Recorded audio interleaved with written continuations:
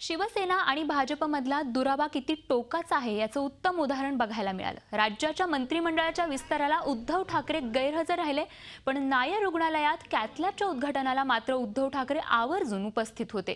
कार्यक्रमानंतर बोलताना विस्ताराबद्दल नाराजी नसल्याचंही त्यांनी स्पष्ट केलं। शिवाय जे मिळालं त्याबद्दल तक्रार नाही, काही मिळावं यासाठी लाचारीही नाही असंही उद्धव ठाकरेंनी म्हटलंय। पुन्हा एकच सांगतो की कधीही शिवसेना वैयक्तिक स्वार्थासाठी ब्लॅकमेल करत नाही आणि ब्लॅकमेल जर करायचं असतं तर आम्ही अडून बसलो असतो। मंत्रिपदासाठी लाचार असतो तर केंद्रातलं राज्यमंत्रीपद आम्ही गेल्याच वेळेला स्वीकारलं असतं। त्याच्यामुळे पुन्हा एकदा सांगतो की शिवसेना लाचार झालेली नाही, लाचार होणार नाही। ज्या गोष्टी सरकारमध्ये समाविष्ट होताना ठरलेल्या होत्या त्या ठरलेल्या गोष्टी घडत आहेत, त्याच्यामुळे माझा पुन्हा राजी नाराजीचा प्रश्नच नाही। झी 24 तास रहा एक पाऊल पुढे।